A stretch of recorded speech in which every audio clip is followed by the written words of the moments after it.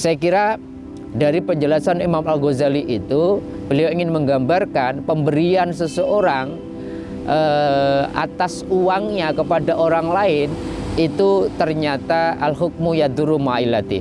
Jadi hukumnya bisa berubah-ubah tergantung ilatnya, tergantung alasannya dan tujuannya. Tetapi kemudian masuk di mana ini money politik? Makanya para ulama mengatakan yang namanya riswah, yang namanya suap itu tidak hanya dalam konteks hukum, tetapi ketika seseorang kemudian memberikan uangnya kepada orang karena dia kemudian punya hak kekuasaan, yaitu memilih calon yang kemudian ditawarkan, pemberian uang itu kemudian diikuti dengan permintaan agar memilih seseorang berdasarkan uang itu, maka jatuhnya riswah, jatuhnya suap. Tapi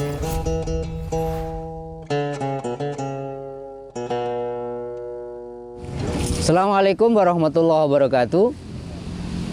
Alhamdulillahirabbil alamin. Allahumma sholli ala sayyidina wa maulana Muhammadin wa ala alihi wa ashabihi ajmain. Sahabat-sahabatku pemirsa channel Tauhid Cinta, kita tahu pergelaran pesta demokrasi 5 tahunan sudah berjalan prosesnya, yang nanti gongnya pada tanggal 14 Februari 2024. Sudah mulai ada penetapan calon anggota legislatif baik tingkat pusat, daerah maupun anggota DPD, termasuk sudah ditetapkan tanggal 13 November kemarin ada 3 calon presiden yang sudah mendaftar sebagai RI 1. Tetapi seiring dengan itu ada beberapa hal yang perlu kita jadikan catatan.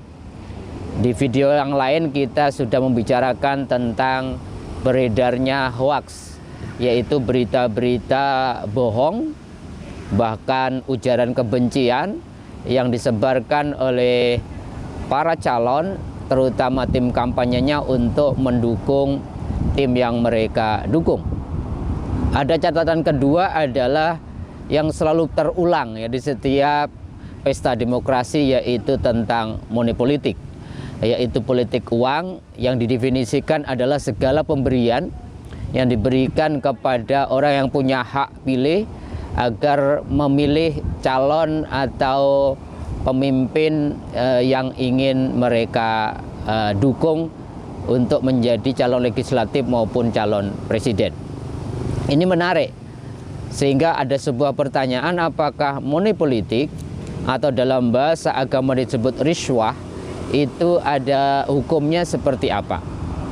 Rasulullah sendiri dalam riwayat Imam Ahmad mengatakan, la'ana Rasulullah sallallahu alaihi wasallam rashi wal murtasi. Warashi yakni orang-orang yang ayyamshi bainahuma. Jadi Rasulullah mengatakan Nabi itu melaknat orang-orang yang memberikan suap dan yang menerima suap, dan orang-orang yang menjadi perantara terjadinya suap menyuap itu.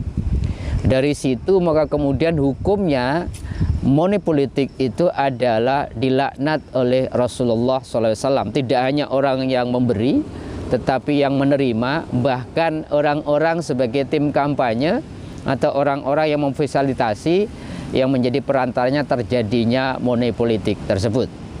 Bahkan saking berulangnya dan pentingnya merusaknya money politik atau riswah ini, maka kemudian Musyawarah Nasional Alim Ulama Nahdlatul Ulama tahun 2012 di Cirebon sesungguhnya sudah membahas itu dalam bahsul masail mereka, mengatakan bahwa sejatinya money politik ini sesuatu yang tidak boleh, dilarang dan hukumnya haram. Bahkan Undang-Undang Nomor 3 tahun 1999 pun mengatakan bahwa politik uang adalah sesuatu yang melanggar di dalam proses kampanye. Artinya apa? Secara undang-undang, hukum formal di negara kita pun politik uang adalah sesuatu yang dianggap pelanggaran dalam bidang kampanye. Saya ingin sampaikan pendapat yang menarik dari Imam Al-Ghazali dalam Ihya Ulumuddinnya yang membicarakan bab khusus tentang tahrumur riswah, bagaimana beliau mengharamkan riswah atau suap. Tetapi Imam Al-Ghazali ketika membicarakan bab haramnya riswah ini atau suap ini, membagi pemberian harta kepada pihak lain dengan berbagai bentuk dan kemudian hukumnya berbeda-beda gitu ya. Imam Al-Ghazali mengatakan bahwa harta yang diberikan kepada orang lain untuk tujuan akhirat itu jatuhnya malah sedekah, sesuatu yang sangat dianjurkan. Asal apa? Tujuannya akhirat, untuk dapat pahala, untuk dapat surga, maka jatuhnya sedekah. Tetapi kalau harta itu diberikan untuk tujuan dunia, misalkan seseorang sedekah itu kemudian berharap kemudian mendapatkan rezeki yang berlipat ganda, dikalikan minimal 10 atau bahkan 700. Orang sedekah agar kemudian dihindarkan dari bala, itu kan bersifat duniawi, maka ini jatuhnya hibah atau sesuatu yang juga sangat dianjurkan dan tidak haram.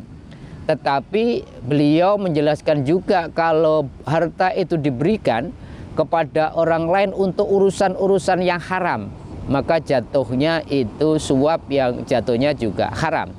Kemudian beliau juga menjelaskan kalau harta itu diberikan orang lain untuk hal-hal yang mubah. Hal-hal yang mubah itu misalkan orang memberikan uang gara-gara orang tersebut mengerjakan pekerjaan yang kita sepakati, maka disebutnya ijarah, disebutnya itu ujroh atau upah.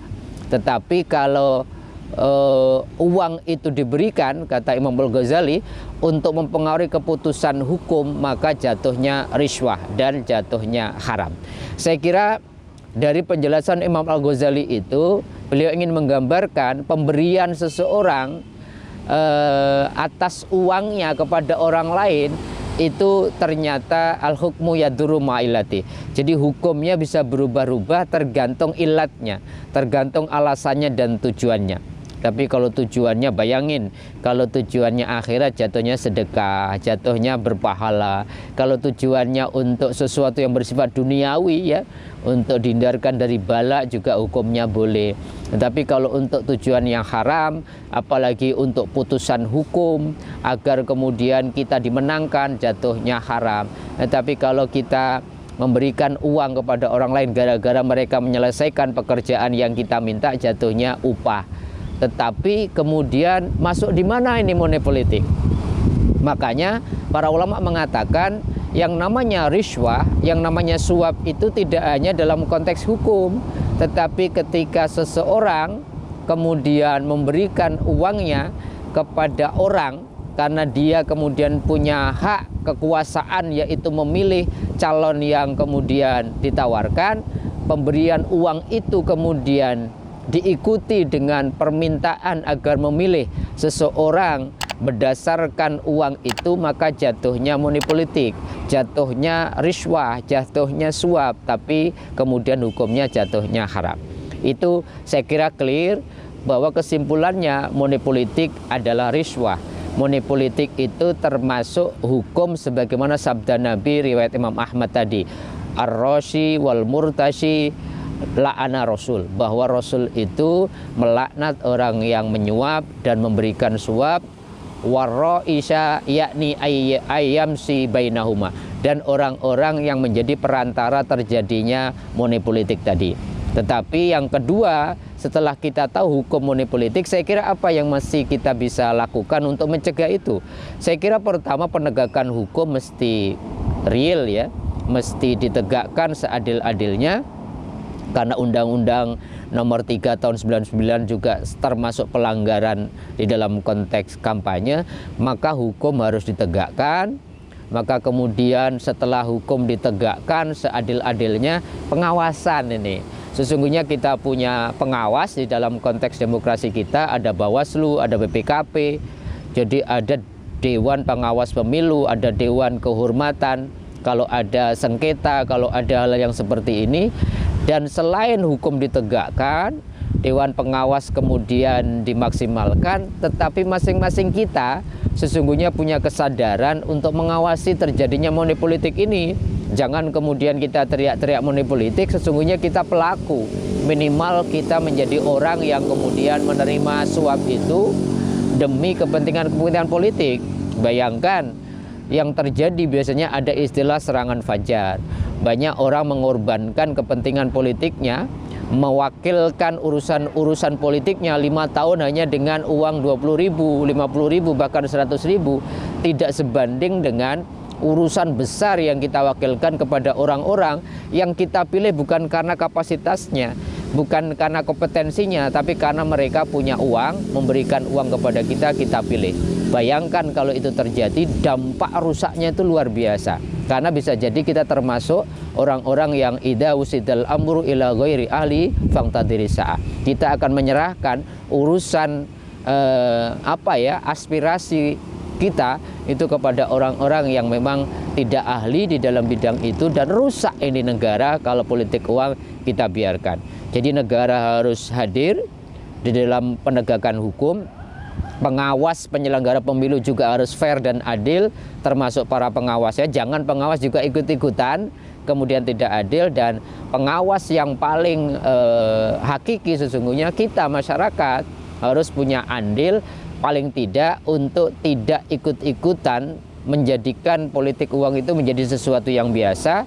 Kita harus berani mengatakan tidak sama politik uang dan berani melaporkan itu kepada pengawas dan penyelenggara pemilu. Kalau ini kita lakukan secara simultan, maka pesta demokrasi kita, pesta demokrasi yang fair, yang adil, dan insya Allah akan terpilih pemimpin-pemimpin yang memang punya kapasitas, pemimpin-pemimpin yang adil, yang akan mewakili dan kemudian memperjuangkan kemudian kepentingan-kepentingan kita sebagai pemilik kekuasaan tertinggi, yaitu sebagai rakyat.